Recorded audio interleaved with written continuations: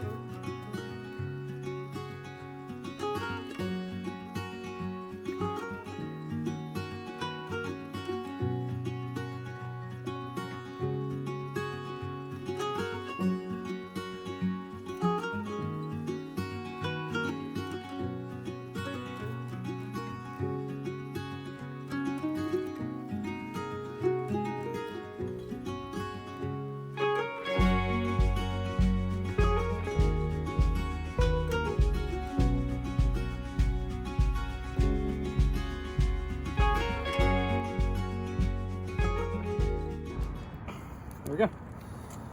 7 more. So I've got my lights mounted. This front one actually goes in a little bit. It's on the wood. You can't see the wires in the way. There it is. So everything's mounted. Well, everything. The lights are mounted. Now I have to mount this control box. All the lights run to, it's kind of hard to see. All the lights run to this control box. All 8 lights. That's all they give you. Not a huge fan of that. I wish this was 10 feet long so I could run it to the other side of the boat and then split off that way. Whatever. All of them are going to have one issue or another that you're not happy with or whatever. Plugs are nice on this one. It seems very well built. We shall see. This is Heise brand. They're not sponsoring this. It's my first time using these. I got a buddy that's used them a few times. He likes them. He's used them on boats and trucks as rock lights. We'll see how it goes. I gotta get all my wires pulled to the console. Now, this being a pontoon boat, the console is on the side of the boat. It's up there. So we got one light here. Move on down. Other light is center of the boat. Third light is right underneath. There it is. Third light right underneath the console. That's actually all the wiring right here that goes up to the console. So what I'm going to do, all of the wires that are on the port side, I'm going to pull straight across the boat. under because everything's covered under here. So you can't get to anything. Let's see if I can show you. Yeah, there we go. So all the way under the boat's covered, all the way down. So I'm gonna pull everything from the port side over to the starboard side, each light where it is, and then run them all down the starboard side to the console. The two in the back will go forward. Of course, the third one is straight up, and then the one in the front will come back a little bit.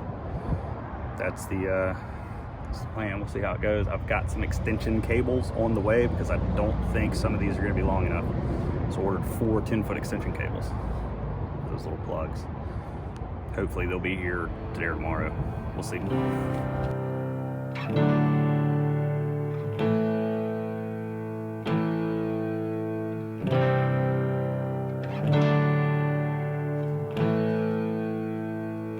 30 miles on the Gulf Stream, I hear the south wind moan. The bridge is getting lower, the shrimp boat's coming home. The old man down in the corner slowly turns his head, takes a sip from his whiskey bottle, and this is what he said.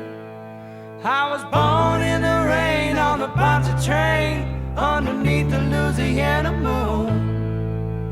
I don't mind the strain of a hurricane, they come around every June.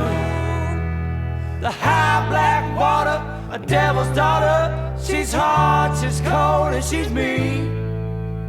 But nobody taught her it takes a lot of water to wash away New Orleans. Came down from Chicago, he gonna set that levee right. He says it needs to be at least 3 feet higher, it won't make it through the night. But the old man down in the corner, he said, don't you listen to that boy. The water be down by the morning, and he'll be back to Illinois.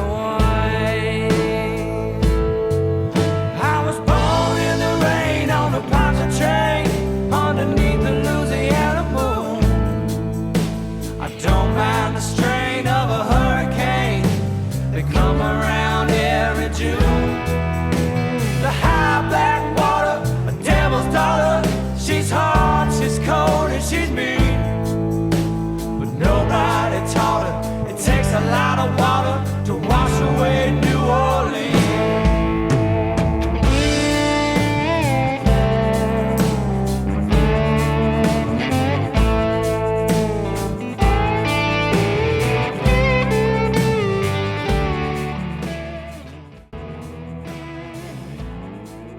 You may have noticed that middle one was a huge pain.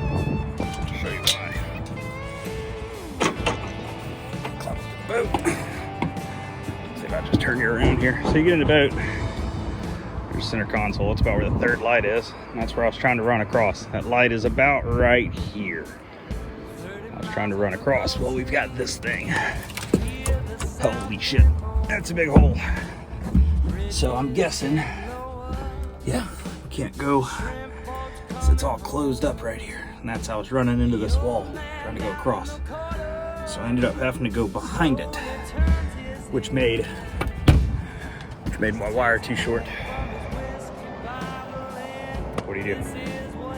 So I threw the wire up here on the deck. You can see it, and like I said, that light's about right there, but we're going to be adding a subwoofer right here or right here, one of the two, not sure. So I've got to pull wire for the subwoofer also. So I pulled the string, left it. My extension cables come in today, fingers crossed. If not, tomorrow. I'm getting rained on anyway. Had about enough of this rain today. So fell behind on recording video a little bit this morning, but I got my extension cables in. Got them hooked up, got them all ran to this console here. I also got the sub hooked up and pulled the sub wire, speaker wire, into the console here. This is it. And I know this is it because it says sub. But got that done. Now the amp is going on this wall right here. The radio is up there. Well, the wires don't reach around, so I'm stretching the wires to make them longer. So I'm attaching my wire to the factory wiring via some heat shrink butt connectors. Those are also labeled somewhere. Aft, starboard. The rest of them are labeled accordingly. But get this stuff hooked up. Mount an amp. Plug power in, I guess. See what it does. This will be my next one. Let's see what this one is. Aft port. So I gotta hook it up. That would be green. White, gray, green, purple. It's the order they go in, from front left, front right, rear left, rear right. It's old car stereo stuff. A lot of manufacturers use the same colors, or used to. I guess some still do. That's where we're at. Alright, so I got the sub in. Replaced the speakers. It had kicker speakers in it before. We went with these Fusion Signature Series 3, and see that one, hold on. On the back of the kicker speakers was a Deutsch connector that powered the speaker and all the RGB. So of course I put that Deutsch connector on these Fusion speakers with some new pins, so it plugged in just like factory. Same thing with the subwoofer. Deutsch connectors on it, even though it didn't have a sub before. If you want to take it out, replace it, move it around, whatever. Got a speaker down there, and then the lights we installed work off an app on your phone, but they use this switch. Battery's off. This is the RGB controller for this boat. It controls the lights on all the speakers, which is pretty cool, and it's controlled by this switch. So inside lights, outside lights. Amp. It's mounted down here in this console. It's kind of hard to get to. I'll put a picture in the video. That's it. This one is a wrap.